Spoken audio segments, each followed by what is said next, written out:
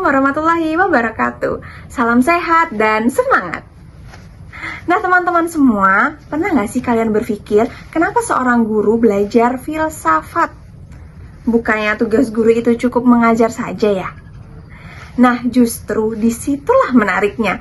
Karena ternyata menjadi pendidik itu bukan sekedar menyampaikan materi, tetapi juga memahami. Kenapa kita mengajar, bagaimana cara mengajar yang tepat, dan untuk tujuan apa pendidikan itu dilakukan. Dan semua pertanyaan besar itu dijawab oleh filsafat ilmu. Jadi hari ini saya akan membahas hubungan timbal balik antara filsafat ilmu dan pendidikan. Tenang, meskipun ada kata filsafat, kita bahas dengan santai saja ya. Kita masuk ke poin 1. Filsafat ilmu itu seperti kompas. Coba bayangkan, kita sedang bepergian jauh tapi tidak punya kompas atau Google Maps. Kira-kira apa yang akan terjadi ya? Ya, kemungkinan besar kita akan tersesat. Nah, dalam pendidikan, filsafat ilmu itu seperti kompas. Ia membantu menjawab pertanyaan. Pendidikan ini arahnya kemana ya? Tujuan akhirnya apa?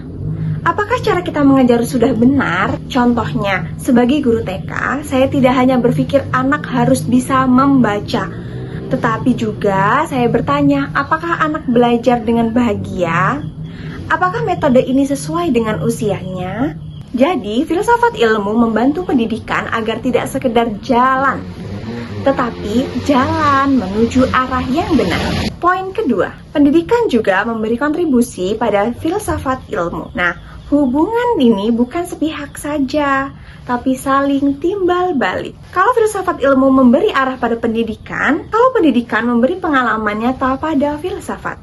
Misalnya begini, seorang guru mencoba metode belajar sambil bermain di kelas. Ternyata hasilnya bagus. Anak-anak lebih aktif, lebih senang, dan mudah memahami materi. Dari situ muncul pemikiran baru. Oh, berarti belajar yang menyenangkan memang efektif untuk anak usia dini. Nah, pengalaman yang seperti itu akhirnya memperkaya teori dan memperkuat filsafat ilmu. Artinya, pendidikan itu bukan hanya tempat menerapkan teori, tapi juga tempat melahirkan teori baru. Poin ketiga, kenapa sih disebut pisau analisis? Nah, istilah ini terdengar keren ya. Pisau analisis. Kenapa disebut begitu? Ada yang tahu? Saya bantu jawab ya. Karena filsafat ilmu itu membantu kita membedah masalah pendidikan sampai ke akar-akarnya. Ada 3 pisau utama. Yang pertama, ontologi.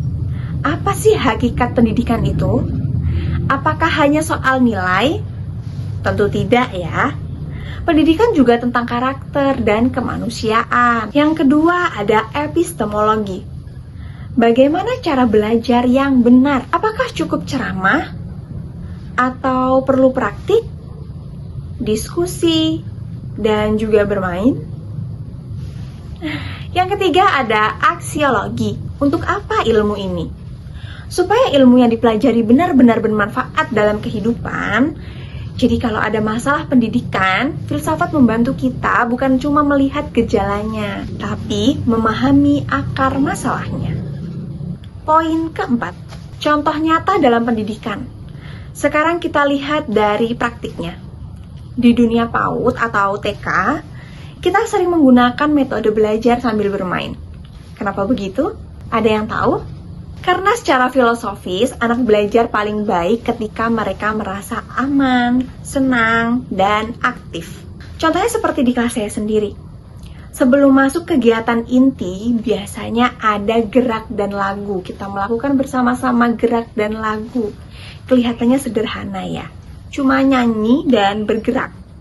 Tapi sebenarnya manfaatnya sangat besar. Anak jauh lebih fokus, mood lebih baik, belajar bersosialisasi, dan lebih siap menerima pembelajaran. Nah, itu contoh nyata bagaimana filsafat ilmu hadir dalam praktik pendidikan sehari-hari. Jadi, dari pembahasan ini, kita bisa melihat bahwa filsafat ilmu dan pendidikan itu seperti sahabat dekat, saling membutuhkan. Filsafat memberi arah dan makna, pendidikan memberi pengalaman nyata. Dan sebagai calon maupun praktisi pendidik, tugas kita bukan hanya mengajar saja, tetapi juga terus bertanya, apakah cara saya mendidik ini sudah tepat? Apakah peserta didik saya ini benar-benar bertumbuh? Karena pendidikan terbaik bukan hanya yang membuat anak pintar, tetapi juga yang membuat mereka bertumbuh menjadi manusia yang utuh. Sekian penjelasan presentasi dari saya ucapkan terima kasih. Semoga materi yang saya sampaikan bisa bermanfaat untuk kalian semua. Saya ucapkan wassalamualaikum warahmatullahi wabarakatuh.